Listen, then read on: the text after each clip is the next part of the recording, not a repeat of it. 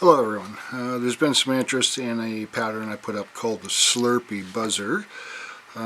Just to give you a little background on it, I came across a tying technique by Rob Dennison out of England in a pattern he called the Spanthrax. So that was sort of the birth of what I started using for a tying technique and procedure.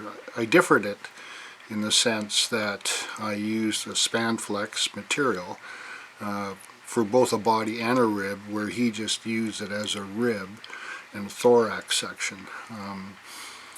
And then I incorporated a flashback material that I came across from another fellow out of Scotland by the name of Sandy Dixon, and fit that into it. So eventually the pattern sort of grew and evolved, but all the same, it was just an easy application to help create a taper in the material by using the natural properties of the material.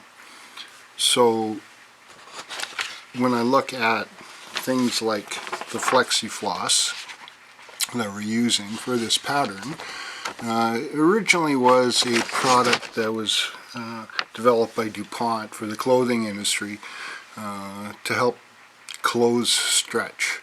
So over time it found it was its way into the fly tying world, originally through the bass fishing market for spinner blade systems.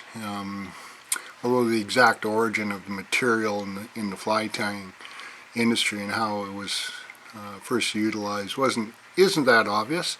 Who actually started with it first, I'm not sure, but there certainly are a lot of Spanflex materials type patterns available. It also goes by different names depending on the brand supplier. So there's anything from Lumiflex, Dynaflex, FlexiFloss,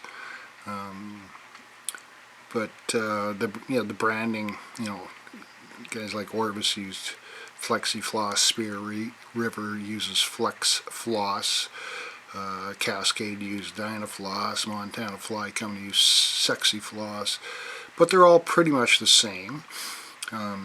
Some might be a little thicker in the strands, some might be 6 inches long, others might be 12 inches long, some are a little thinner, some can shear easier or stretch and break apart easier, others are stronger.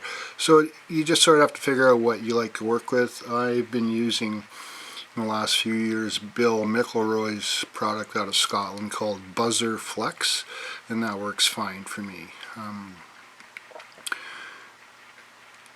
So one of the things I like about the Spanflex material, whether I'm using on a chironomid pattern or a buzzer pattern, whatever you want to call it, chisewing, doesn't matter. I also like using it on nymph bodies for perdigons and half hogs and hog patterns and emerger patterns. It just makes a very unique body material.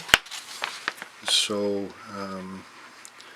but it's, again, it's known to be very stretchable, and it has the ability to really withstand some rigorous fishing, especially if you coat it with some mercury M5T product, which is like a crazy glue, and then a UV resin. I'll put the UV resin on if I want to have a more fuller pattern, like it with the buzzers, but I'll leave it with just the mercury M5T on to coat it and secure the color of when I'm using Pantone markers to keep it from leaching or bleeding. But it gives it strength because that M5T soaks right to the hook, and once it's dry, it leaves a very strong finish. Movement in the elasticity allows more of a lifelike movement or segmentation, but if you're using it it was commonly used for tails and legs, so you have that lifelike movement of that. But it's versatile, and it can be used for various other applications, from ribbing to creating body segments to you name it. So, but anyways, modern fly tying, Spanflex remains popular in the modern fly tying world, offering a balance of realism and some durability and ease of use, and I think that's the biggest thing. I'll show you how I create the taper with this. So what I've got mounted is basically a pattern, a hook called a Hands 554, size 10. You can use whatever you like. Here's a 520, size 12, similar to the Tiempo 200Rs, or you can use the Daiichi 1760s. They all work. Whatever you're happy with, it's your pattern, up to you what you want to do with it. But I'll just do one here with a chartreuse body. So let me find my scissors.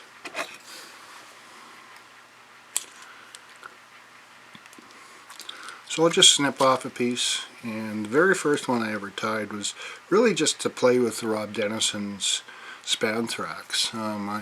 So I just started it actually right behind the hook with no thread, and just do touching turns for about 4 or 5 wraps, and then remove the tag end, and I just continue down hand over hand with touching wraps to the desired position on the bend of the hook.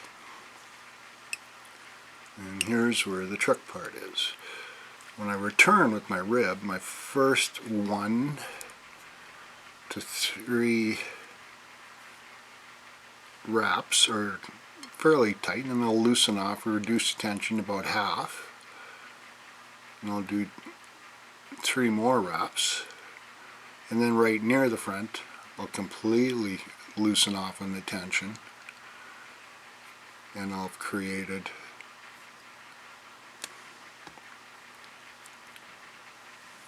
that segmented look, and I'd throw in 2 half hitches,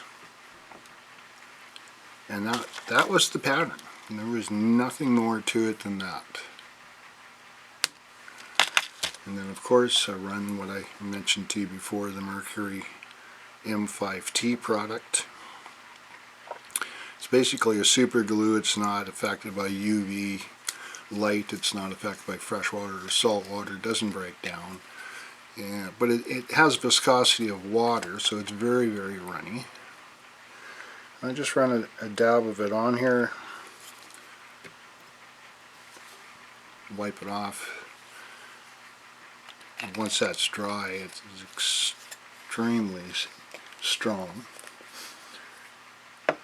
So if I want to just leave a sort of a natural finish, that's what I'll do. But if I want to create a more 3D effect, which everyone seems to enjoy, I'll slightly angle the hook up so I can use gravity to my advantage, and I'll just put some UV resin at the back and draw it forward.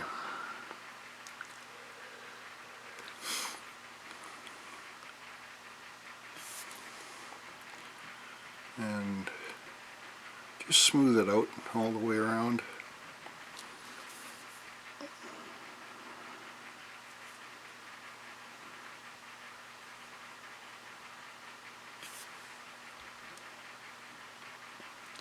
And you can see how it sort of created that 3D effect with the resin.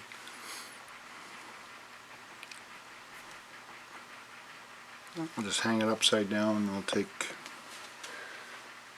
my light. Oops, where'd it go? Where'd my light go? There it is.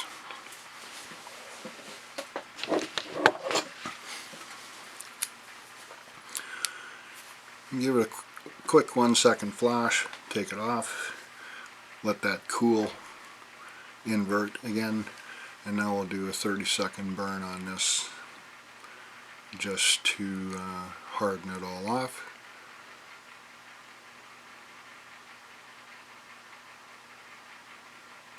We'll leave it at that. So you can see that very unique 3D effect that it's left.